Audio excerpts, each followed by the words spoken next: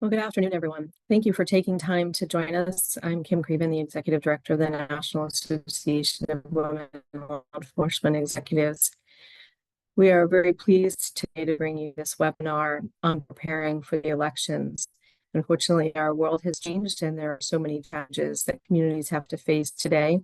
And we are grateful to the National Policing Institute 21 CP and the States United Democracy for all the work that they've done. They had convened stakeholders, about 60 different folks, to come around the table and talk about strategies, best practices, things that can mitigate the threats that our communities are facing due to the elections. We want safe elections. We want people to go out and have the right to vote and be safe. And the work that's been done behind the scenes will help communities with that process. We have a very esteemed panel here that's going to walk you through what they've found to be some of the strategies that you can utilize. Thanks, Kim. And I just want to take a moment to say thank you to Kim Crawford, to Josh Brunson, and to everyone at NOLI for partnering with us and hosting this webinar. And I want to thank you all for joining us today, for being here and giving us your time. My name is Megan Harding. I'm a counsel at a group called States United Democracy Center, and I'm joined by our fantastic panelists. I'm going to introduce them in more detail a little bit later, but we have Christine Cole, we have Chief Kathy O'Toole, and Assistant Chief Shantae Boston. Christine and Kathy have been longtime advisors for our organization, and they have many years of expert experience working with law enforcement. And we have Assistant Chief Shantae Boston, who's from Wisconsin. So she is in a state that could be central to this election, and they also just hosted the RNC. So we are looking forward to talking to her. For those of you who like an agenda, you like to be tethered to a roadmap, here's a little bit of how our time today will go. So first, I'm going to just share a little bit of context setting with you, just about our background and some survey results that we got from a survey that we conducted around law enforcement and public safety. And then I'm going to share the resources we developed out of the convenings that Kim just mentioned with the National Policing Institute and 21 CP. And then we're going to turn to our wonderful panel, and we'll have a discussion about how they view public safety and elections, and how what best practices they have learned about getting ready for election season. So give me one moment. I'm just going to share my screen.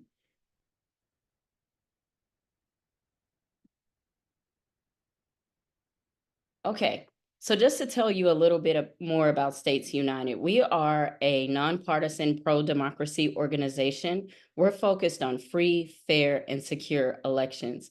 We do not care how people vote at all. We just want them to be able to do so safely and free of intimidation. And unfortunately, in recent election cycles, the electoral environment has changed. You know, one of our, another long-term advisor and a colleague of Kathy is Commissioner Chuck Ramsey, and he often talks about how back in the day when he was a beat officer in Chicago, you could show up to a polling place with a newspaper, and probably the most you were going to have to do is tell someone, hey, you can't campaign this close to the polling location. And now it's different. Unfortunately, threats have increased, intimidation has increased, harassment, and at times violence. Election workers are reporting being harassed simply for doing their jobs. Voters feel a little bit more tentative going to the polls. And so we believe that as the electoral environment has shifted, that law enforcement practices also have to shift. And we also believe that law enforcement has a vital role to play in ensuring that voters are safe, workers are safe, and ultimately safeguarding our democratic institutions. And we actually have some survey data to back that up. So Zen City, some of you might know them, but they're a research shop. They are used to polling public sentiment around our public institutions and have lots of experience polling the public around their sentiment with law enforcement. And so we commissioned them to do a survey for us specific to law enforcement's preparation for elections. And we wanted to ask three key things. One, How do residents in some of the most consequential states for this presidential election feel about their local law enforcement agency? So we polled Arizona, Wisconsin, so Shantae State, Pennsylvania, and Michigan. And we wanted to know just a baseline. How do they feel about their law enforcement agencies? And then how do these residents feel about how safe it will be for them to cast their ballots in 2024? And then we wanted to know if they learned that their local law enforcement agencies engaged in some basic preparation, so training, specific planning around elections, would that increase their safety going to the polls? And we have some really good news. So I'm gonna start off with the positive. Lots of positive in this survey. So overall, I know y'all hear a lot of negative sometimes in law enforcement, but overall, the respondents said that they did. They trusted their local law enforcement department. They felt listened to and they felt respected. The numbers were a little bit lower if you break that down around demographics for youth, Black and Hispanic or Latino respondents. But what we also found is after we asked these following three things, if your local law enforcement department was doing this and you knew about it, would this increase your feelings of safety and trust with your local department? They said yes. And those three things are this: having local law enforcement officers working with local election officials, so coordinating and addressing security gaps. Having local law enforcement officers receive training on how to talk to angry people and calm them down. Now, we know that's part of most law enforcement basic training, de-escalation. But thinking about it or re-upping it in an electoral environment could be very important. And then having local law enforcement work with other agencies to share best practices and approaches, which is the model that we did with the National Policing Institute in 21 CP. And overall, this led to increases of trust and safety around all populations, including those subpopulations, the youth, Black, Hispanic, and Latino voters who said that they trusted law enforcement the least. Their numbers went way up. So certainly, if you want to dig into the data for each state, it's on our website. If you want to look at the charts and the numbers and really dig in, those are available on our website. But I just wanted to give you a high-level summary today of what we found. And the key takeaways from this is, one, it matters that you do specific training and planning around elections. And two, it's very important that you tell the public about it. Find a way to share what you are doing. It increases the feelings of safety for the public and will deter bad actors from disrupting the election. And then I want to share just a little bit about what we did with the National Policing Institute in 21 CP. So this is our report, Public Safety and Elections, a guide for law enforcement. It lives on the National Policing Institute's website. And what we did to put this report together is we traveled the country in the fall of 2023. So we started very early, meeting with law enforcement leaders to start to get ready for this election. We met in 3 key jurisdictions. So we met in Chicago in the Midwest, and we drew from neighboring states. And in that one, we had Wisconsin represented and we had Illinois, both locations for the RNC and DNC. And then we met in Phoenix, Arizona, and we pulled from all over Arizona and Nevada. And then we met on the Eastern Seaboard, and we pulled from states all around the Eastern Seaboard, all the way down to Florida and Georgia.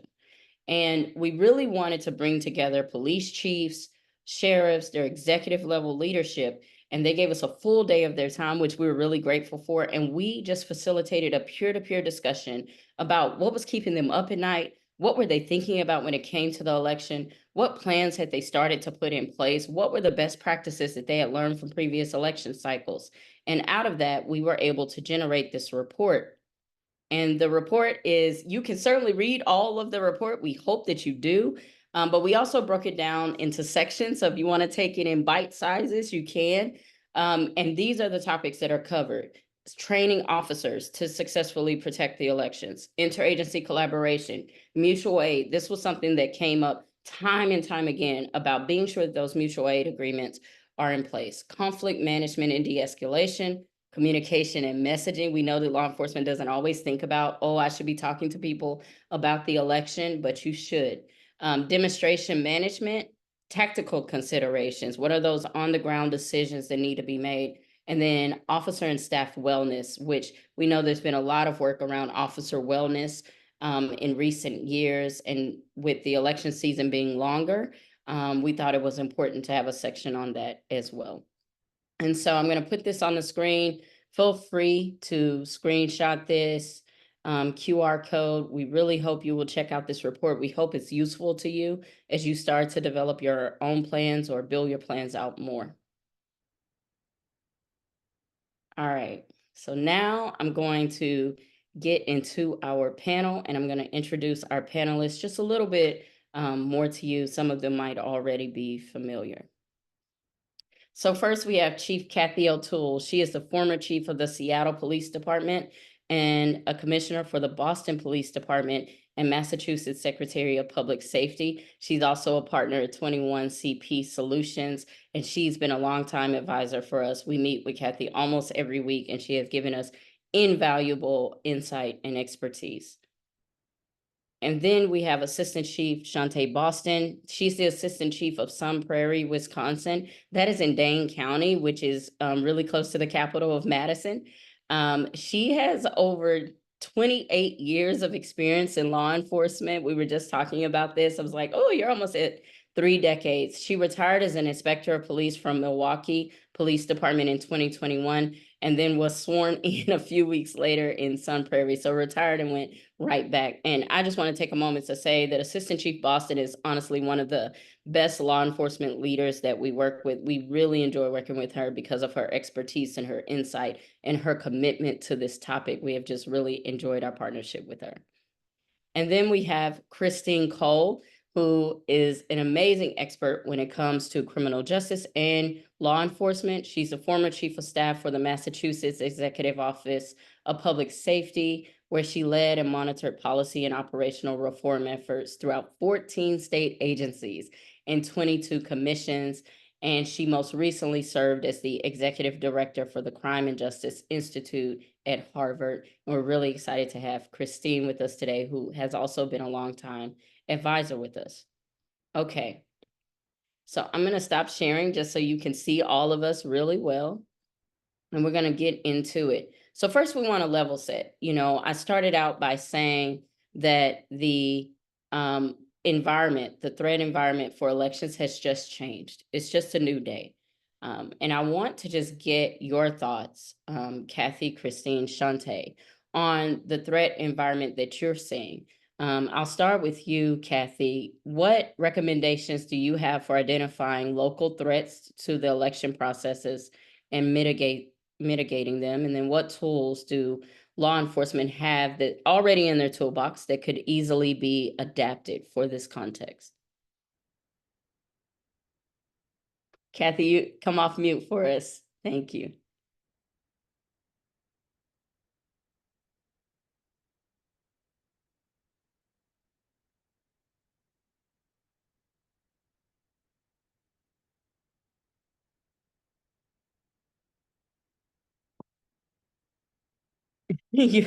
You're all good, Kathy. We've been in Zoom world for like 4 years, and I still do that. And so I totally get it. Oh, okay. I think I'm There okay you now. go. There you go. Talk about Murphy's Law. I was prepared 20 minutes in advance of this event. That just goes to show, you know, the best laid plans. But thank you very much. First of all, please allow me to thank you, Megan, for that phenomenal introduction. Really appreciate that. Also, it's such a privilege to be here with Christine and Shantae, 2 people for whom I have great respect. And these 2 well, actually more than 2 organizations, you know, really appreciate the fact that NPI and SUDC have worked so closely with 21CP, not just in recent months, but over the last 4 years, you know, to develop some of this knowledge. And you know, really have huge respect for these organizations and hope that the audience will continue to follow the developments and the knowledge that evolves during this process. I've been a longtime supporter of NOLI. Have to do a pitch for the NOLI Foundation. I'm a member of the NOLI Foundation board and really appreciate the work that Kim and the entire board does to promote women in policing. So again, thanks very much. Now down to the threat environment. Yeah, I mean, certainly it's a different world today. When you were talking about Chuck Ramsey's experience, I was recalling my own. When I was a young Boston police officer, we were required to have a Boston police officer at each polling station. And my biggest challenge of the day was trying to figure out what I was going to bring to the potluck lunch, because it was such a wonderful community event. We really looked forward to seeing the election workers. We did it every time there was an election in Boston, saw our old friends, and it was more of a social occasion than anything else. And we really did take pride in the fact that we were promoting and protecting our democracy. And by the way, it certainly is a responsibility of police to promote and protect our democracy. I think there should be a bright line between policing and partisan politics. The police have to be neutral when they're on the job. So I think that's really important to note, but we play a very, very important role in protecting our democracy and protecting fair elections. It really discouraged me, the last election in 2020, when I was working with SUDC, and some of my friends out there across the country in policing, when there was a threat in a particular environment and I reached out to them, they'd say, "Oh, no, we don't get involved in politics." And I said, "Don't get involved in partisan politics, but we're dealing with people's safety. We're dealing with people's lives here. And we do absolutely have a responsibility to play an important role in protecting our democracy." So the threat environment around elections has changed dramatically in recent years. I don't think that's a surprise to anyone. Additionally, we in law enforcement, thankfully, have developed better intel tools. And I think we need to really leverage those intel tools during this season. I love, the concept of fusion centers. I actually launched the first fusion center in Boston. We did it around the time of the DNC that we hosted many years ago, but we actually get all the agencies together, shared information. I mean, that's absolutely essential. And I think, the intel piece of this is big. And also ensure that your police officers and intel officers are communicating with election officials. You don't want them meeting for the first time on election day. They should actually get together well in advance and have strong lines of communication. As for threats, folks might be underestimating.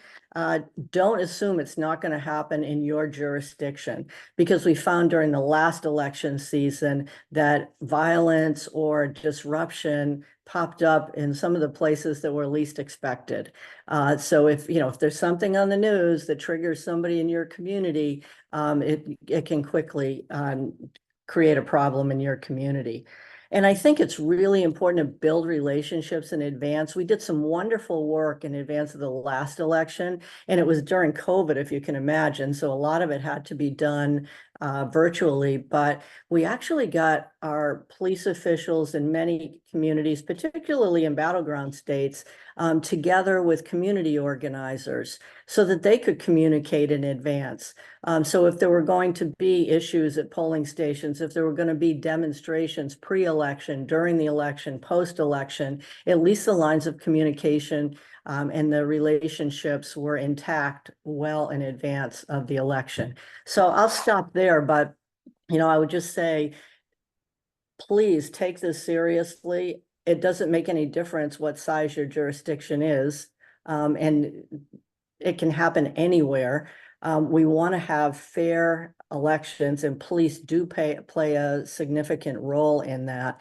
And it's all about multidisciplinary partnerships, getting everybody to the table to establish those relationships well in advance.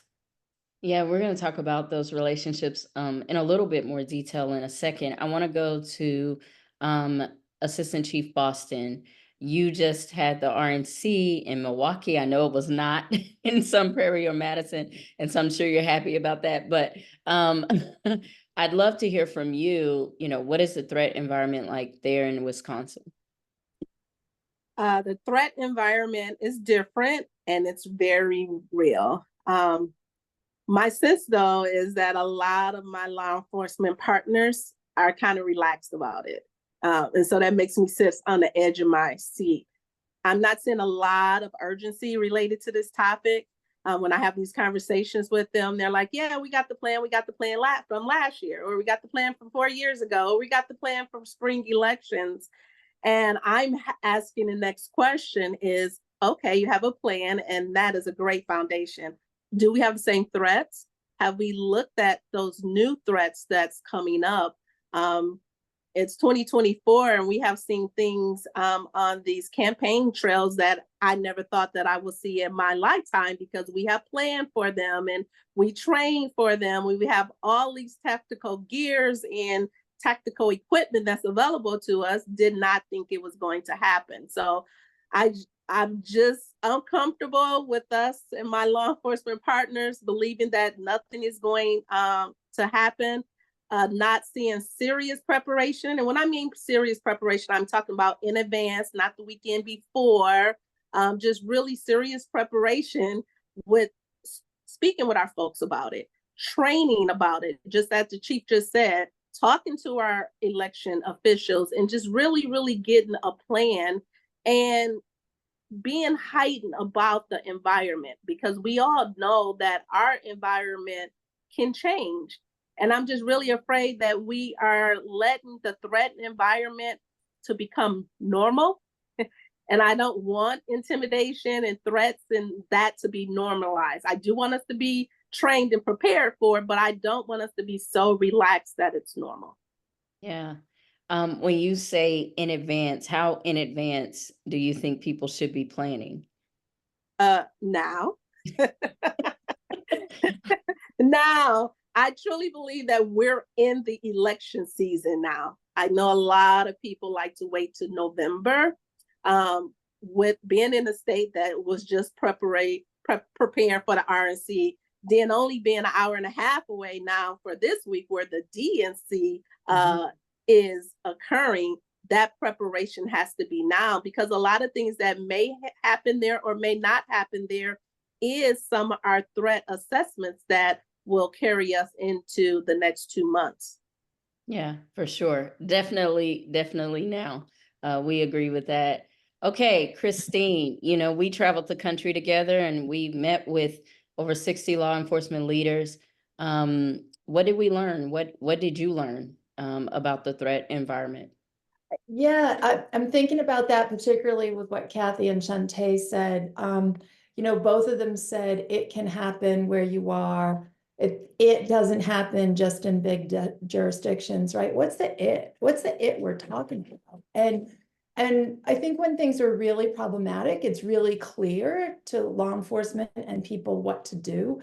It's this gray zone activity. We've come to call it the gray zone activity. It's maybe not yet criminal, or it might be right on the border, but it's behavior that's threatening or intimidating to voters or election workers, but otherwise, sorry, may not be disruptive to the process. I think we can talk more about this later, but preparing for what this gray zone activity is and preparing your officers so that they know both how to recognize it and do something, because people expect that they're going to do something. Excuse me 1 second. Yeah, that gray zone activity is really, really important. Christine, I was trying to give you a moment to get it out. That's all right. Go ahead. Aren't you glad we're not all together, right? And it makes me think about what we saw in Maricopa County in 2022, there were armed vigilantes standing next to drop boxes, ostensibly to monitor them, right? And as we all know, Arizona is an open carry state, so there's a right for people to be armed openly, and they were. These folks that were at the drop boxes were right on the line of the no electioneering zone surrounding the ballot drop box. But you can also imagine, and this came to reality, is there were people there who felt pretty intimidated trying to drop off their ballots. And so what do you do, right? And how do you engage here? And what we saw, there's some really excellent body-worn camera images from Maricopa County Sheriff's deputies. It showed them being really patient, empathetic, really expressing an understanding of the intent of these armed people with guns in a way that was very de-escalating, a way that really garnered respect and treated them with dignity, in ways that kept tensions low. And the deputies were able to talk to the so-called aggrieved parties, those who felt threatened by their presence, to help them understand the laws. So the deputies knew the laws, they knew how to talk to people, they knew how to appeal to the needs of everyone present on site, really keeping people at the right distance, and making sure that things didn't really escalate. They were really brilliant during this video. Yeah, I saw that video as well, and I thought it was really good. You also have to recognize that in that they're balancing these constitutional rights, right? Like the right to go vote and the right to carry arms. And so that's tricky sometimes to navigate. And so being prepared is really essential. Kathy, I want to go back to a point that you made about coordinating across departments. You have extensive experience preparing for an election, being a police chief. I want to just get your thoughts on what can law enforcement be doing? What should they be doing to build relationships outside of the police department with key officials, such as their local election official, so that they can better prepare to protect public safety? Yes, thank you, Megan. I learned a lot of lessons in Boston 20 years ago now when we were preparing for the DNC, but I think that they're as relevant today as they were then. And, just the value of having those partnerships that exist. I mean, we actually had 20 subcommittees preparing for the DNC. And then, we carried those relationships forward. And I think those wonderful relationships still exist in Boston today. We not only encouraged our police commanders to engage with our election workers well in advance, but we also definitely got out there and engaged to a great extent with our community organizers. We actually had great relationships with the Lawyers Committee, and with the ACLU, and with other organizations that are very concerned about protecting our democracy.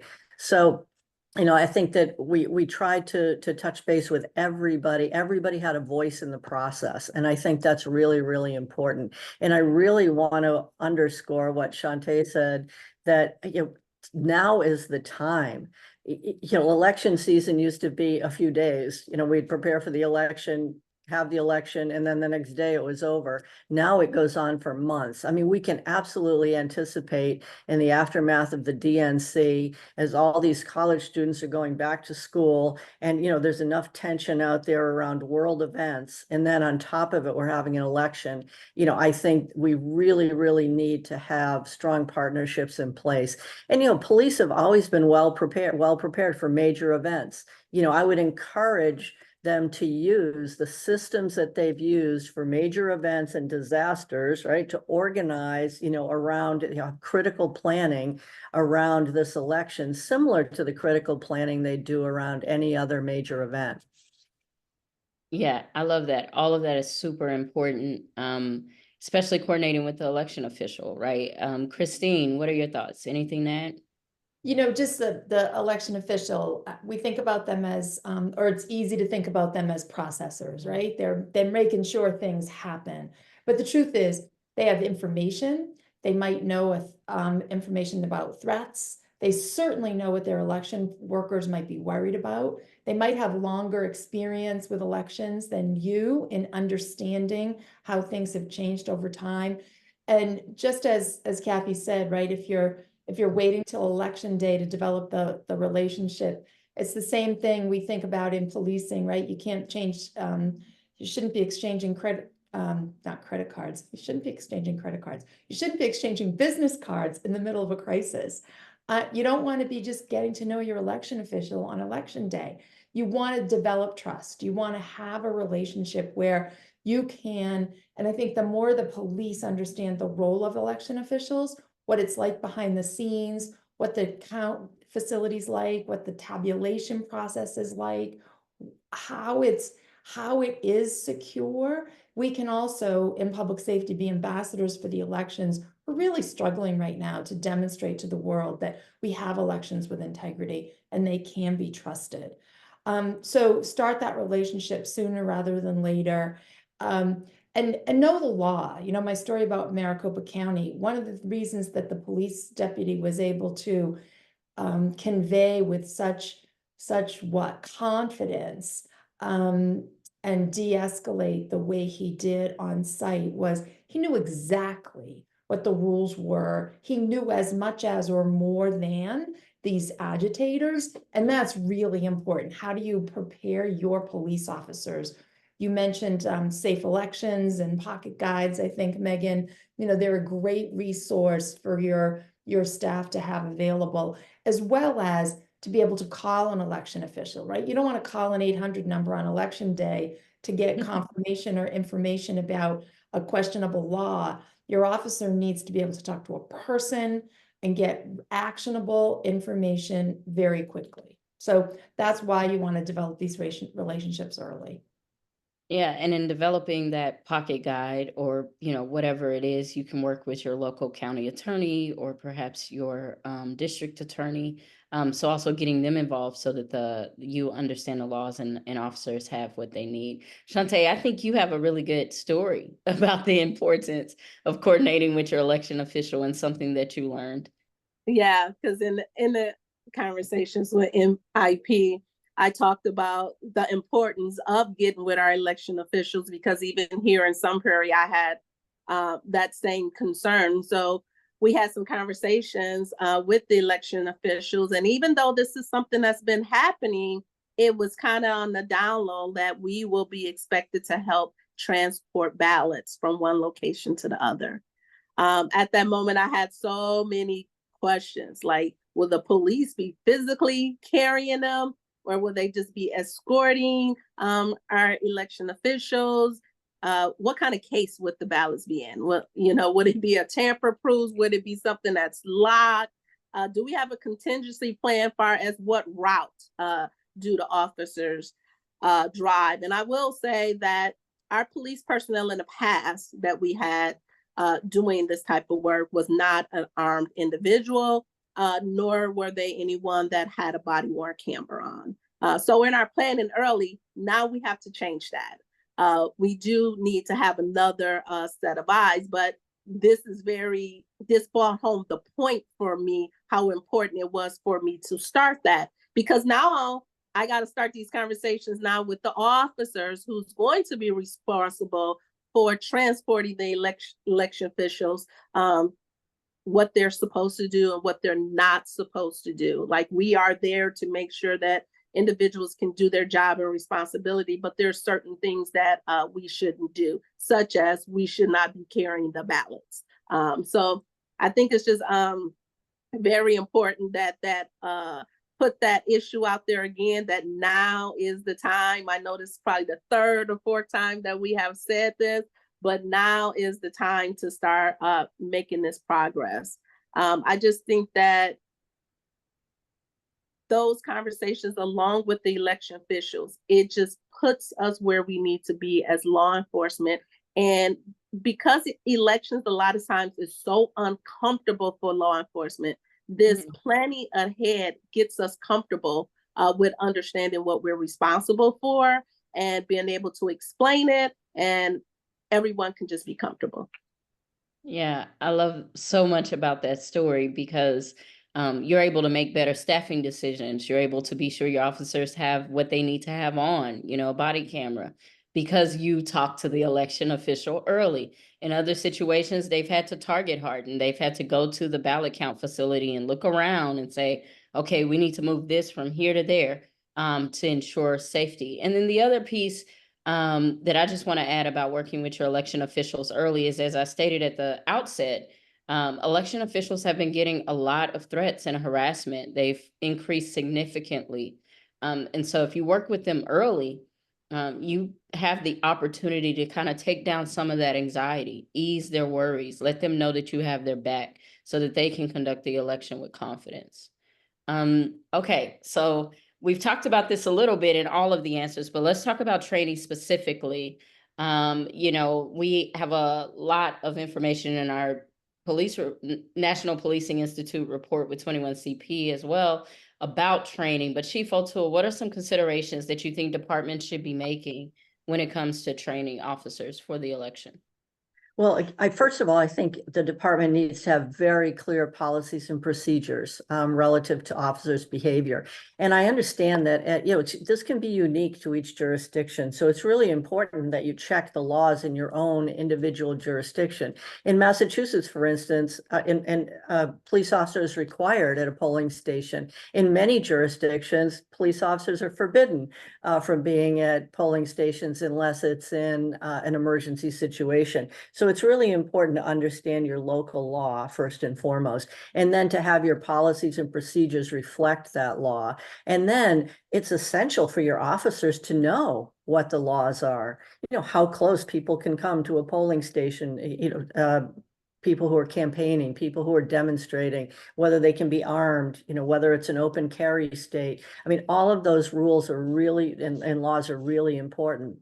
And I also feel that training is absolutely essential that it aligns with adult learning principles, right? So that you're not just handing out a copy of your laws, your state laws and your local laws to your officers, but you're actually giving them scenarios. You're actually, whether it's virtual scenarios, whether you actually gather them in person to do training and have them do some training scenarios. I mean, death pipe PowerPoint is not going to suffice here. And I think, again, time is of the essence. We only have about 3 months before the next election occurs. Another point I'd really like to make too is we use this term election official, election worker very liberally, but I had the opportunity to engage with some of these people, everything from volunteer election workers. Many of them are retirees who just go to polling places to volunteer because they feel it's their civic duty, their civic contribution, to people who are elected officials, city clerks or secretaries of state. And some of the threats that people have been under, I mean, it's just remarkable to me. I think it's my work with SUDC that's really opened my eyes. I mean, I look at somebody like Al Schmidt, who was he was a clerk, right? An election official, an elected official, a Republican in Pennsylvania. And not only was his life threatened, his young children's lives were threatened. Right. And then we turned to another state where there was a Democratic Secretary of State who was being threatened. I mean, incredible threats to her and to her family. I mean, now people eventually in those instances, some people were prosecuted eventually, but I mean, these are horrendous threats. And more than 50% of election workers now are really concerned about their own personal safety and the safety of their family. So it's really our responsibility to step up, give our officers the training that they need in order to address these very significant concerns. Yeah, thank you. Shantae, what about you? How do you think about training? Very important, but seriously, I will start off and say that the report that States United produced in conjunction with 21CP and NPI, that is my foundation book now. What I did in preparation for the in-service training that we will be having in September in the 4 sessions is I gave hard copies out with assignments. I didn't say read the whole thing because we all know they're not going to read the whole thing. But what I did was I gave each lieutenant and supervisor a chapter and said, take a look at it. Look at our policies, look at our training, see where we have gaps. And one of the biggest things that I wanted them to do was take into consideration Sun Prairie's community history and expectations. Because I've only been in Sun Prairie for about 3 years now. Before that, I came from Milwaukee. And every community has a different history related to elections. And that's very important that you know your community's histories and expectations. So that when you roll out the training, that is the voice that you're rolling it out into. You're rolling it out with our officers and our people with what our expectations of our community is. also based off the threats and things. So we will be doing in-service training. We have talked about small things because in-service in September.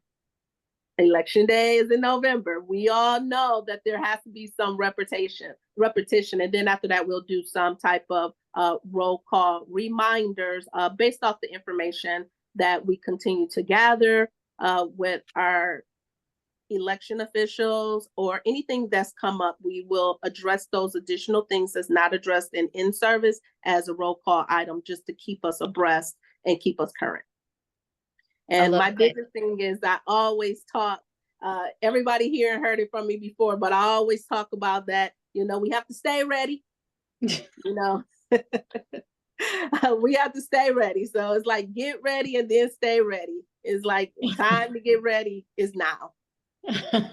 I love that. You can say get ready now as many times as you want on this webinar. You will not say it too many times.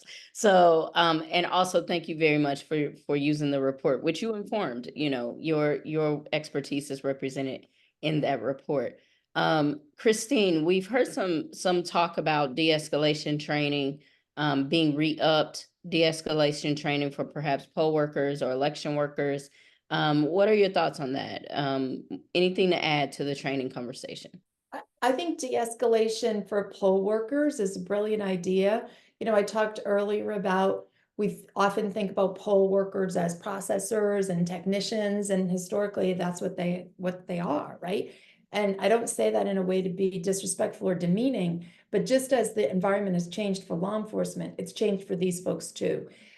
People now are coming in angry sometimes, or as we learned from one partner, he didn't realize that in his jurisdiction, a single member of the public could dispute the legitimacy of another person's vote, right? And so now you've got a real issue on your hands. And as Kathy said, sometimes law enforcement aren't allowed in the polling place. So how do we have people prepared to deal with two angry members of the public who have a different perspective and point of view, right? So law enforcement has a keen role in being able to help people understand better strategies for de-escalation. So I think that's one. I want to emphasize something Kathy said actually in her opening remarks about the role of law enforcement in protecting democracy. That is what elections are, right? And so when you're training your officers, that might be a nice place to start. Like, why all this hubbub suddenly about worrying about elections? Well, it's pretty important, and it's part of what law enforcement has a responsibility to do, right?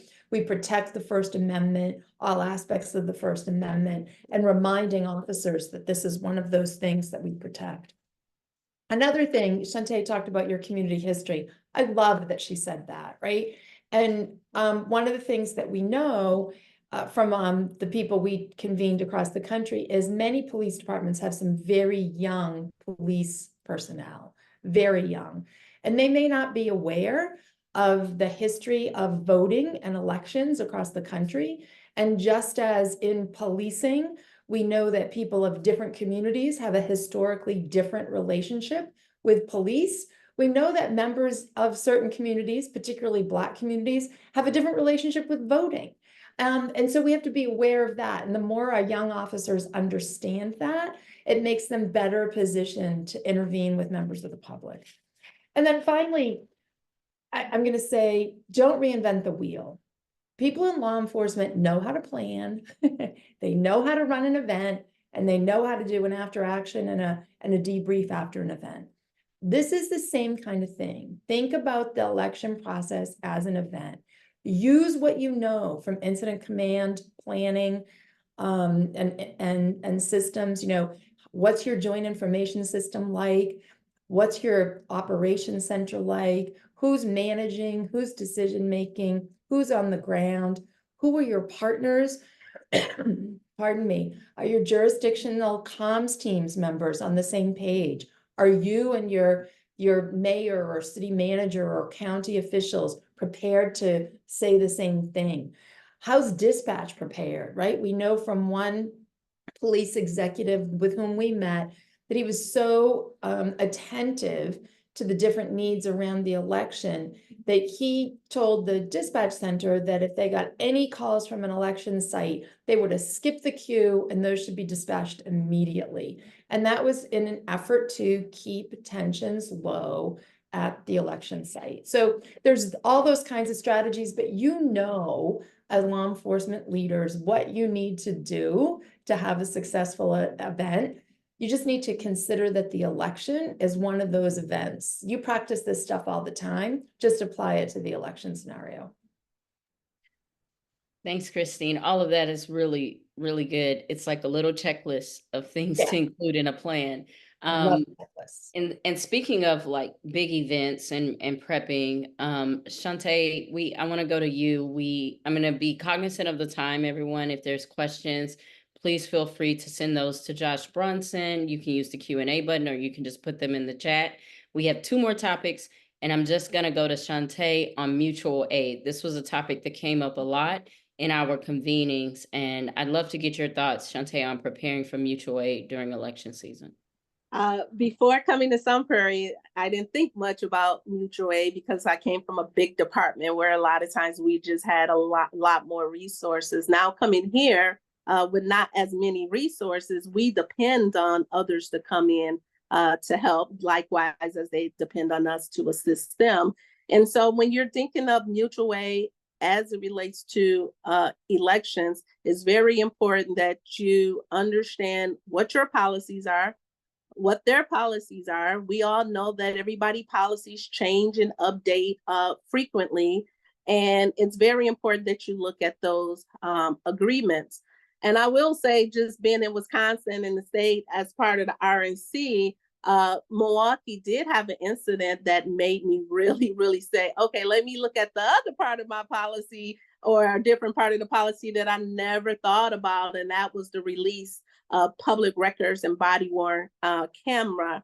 Just a small synopsis is that as part of the RNC, mutual aid did come in to help the Milwaukee Police Department. And I'm only speaking from an outside person, not an inside. But it was all over the media that some of the mutual aid officers did have to become law enforcement officers. They had law enforcement presence, and then they became involved in a critical incident. And what I noticed with this critical incident was that their body cam footage was released very soon. And on the TV, it said, released courtesy of that police department. And I noticed that it was in Milwaukee. And I immediately thought about it, like, I need to make sure that I understand the other person's body-worn camera, because our policy is a little bit different. We may not release right away. Some jurisdiction may not release body-worn camera if the district attorney needs to take a look at it. Everybody has so many different rules. And not that if the mutual aid rules are different that you cannot participate with them. You can. It's just one of those light bulbs that say, I need to know, so I know how to prepare if something happened based off of what they will do with their policies. So that's the one thing that sticks out the most for me. Yeah, that's a really good example, on the ground example. Mutual aid, like I said, came up a lot. And so just a flag to revisit those policies and be sure that they are adapted and appropriate for election season. So we have one more topic that I want to cover here. We have an array of topics we could cover, but I do want to cover communication because I don't think that this is a big one that I think law enforcement often thinks about when it comes to elections, communicating with the public or even internally. So I'd love to get your thoughts, Kathy, first on communication, how law enforcement should be thinking about it.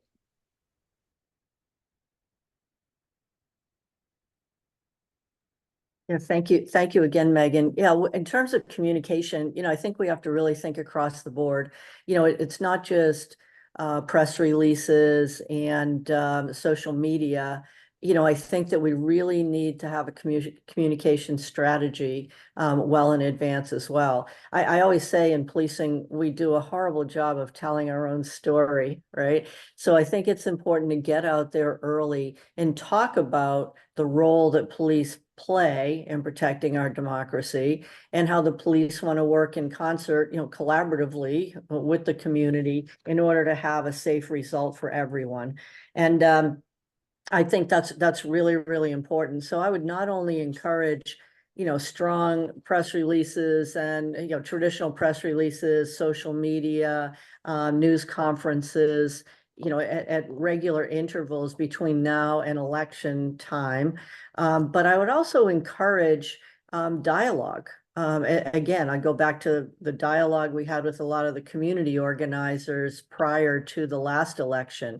And in many instances, I still hear today from police officers and community organizers at different places in the country who talk about how valuable that was, and how it was so helpful that they weren't meeting, for the first time on the day of the election. It was a little discouraging that they hadn't met before, that they didn't have ongoing communications, but I think that those relationships really pay off, particularly in times where, the stressful situations develop and you're able to pick up the phone, call somebody you already have a relationship with.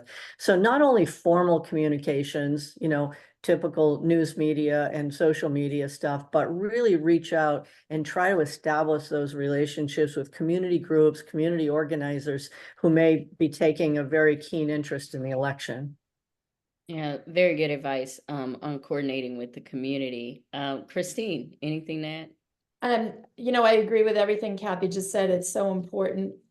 Obviously, what's most important, I just said it's so important. Now I said it's most important. It's equally important that you convey to the public that it's safe for them to go vote, right? There's so much anxiety. And when we know how quickly false information travels, but also what happens in another part of the country impacts us at home. And we don't like to think about that as being true, but it is.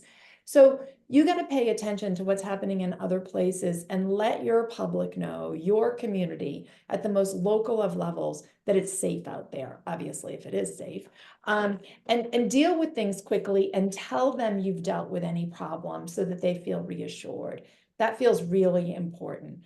And the Secretary of State or your big head of the organization may be best to lead public communications, but remember that everything's local. So to the extent that you can be on top of mis and disinformation and setting the record straight really matters, and doing that really quickly. I'm reminded of, it's 10 years ago now, but the Boston Marathon bombing, where social media was in its infancy. But still disinformation was happening, right? And people were reporting that there was a suspect, that a suspect was in custody. Consequently, Boston PD got on social media and righted the record, and they became the news media of choice for the public because they began to trust that the information coming from them was the most reliable, the most accurate, and the most timely. We can play that role with people, and I think we should, because we are the people who know what the level of safety is. So to be able to reassure and quickly get information out feels really important. I'll restate something I said earlier. Can coordinate with your mayor or council or manager and election officials and make sure you're on the same page with these kinds of things too, because you want to be speaking with one voice always. There's so much more to say, but in the end time, I will stop myself. No, it's all so good. I want to get to you, Shantae. How are you thinking about communication? I believe in transparency. And so I believe it's very important that we communicate to our community that we are planning for the election, we are preparing, we are training. It's not about our own politics. Our politics should influence none of our duties. It is really, truly about the community, knowing, number one, that they will be safe when they go to the polls. And number two, it also kind of calls out those individuals who believe that it is okay to come into our communities and disrupt any type of person that's trying to cast their vote. So it does that dual. It sends that message to the community that it's okay, and it lets other threats know that it's not okay.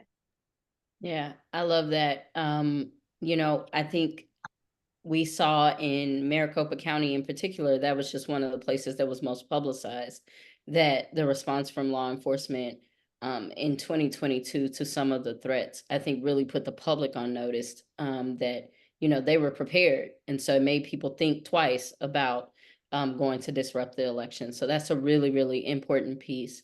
If anybody has questions, feel free to put them in the chat. I know we're almost at time and I want to be respectful of the time. We've heard a lot today. We covered a lot of ground. I just want to recap.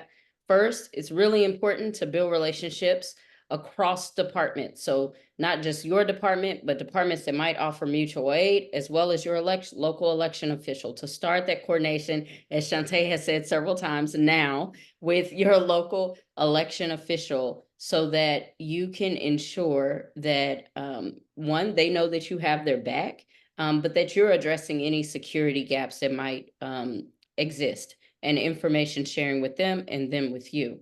And then equip your team with specialized training that they would know the laws, the local election laws for your jurisdiction, as well as understand the constitutional implications that might be at play in an election. And you might have to work with your local attorneys to do that. Conduct pre-election planning with your team, with other stakeholders and other law enforcement agencies, and whenever possible, ensure that the public does know that you are prepping and you are prepared for election season. With that, I don't see any questions in the chat. I'm trying to manage the chat as well.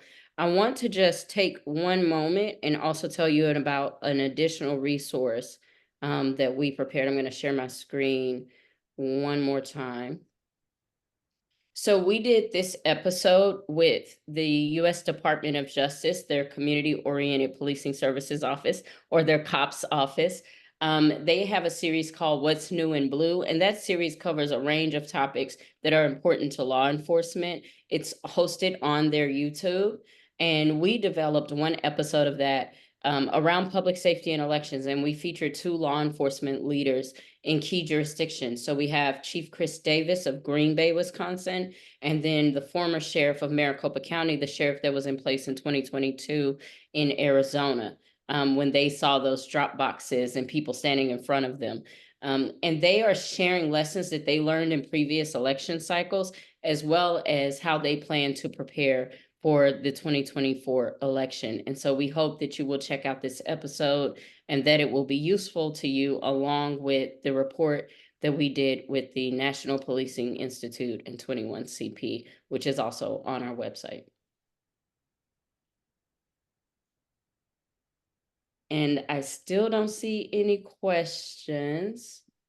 And so if you check out the chat, Josh has dropped a lot of resources along with Nasim into the chat. I want to thank our panelists today. Thank you, Christine. Thank you, Kathy. Thank you, Shantae. Thank you again, Nolly, for having us and allowing us the space to talk about this really important topic. We at States United, if we can be of resource to you or support, please feel free to reach out.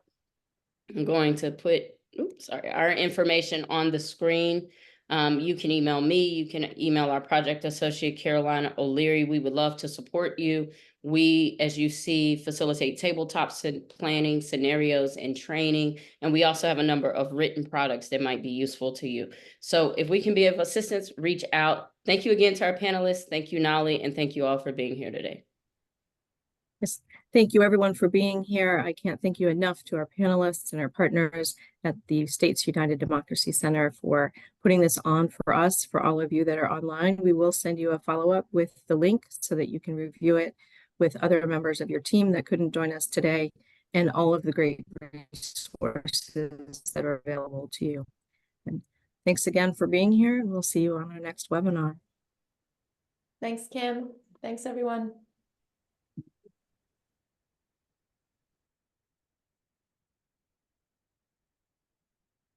Okay.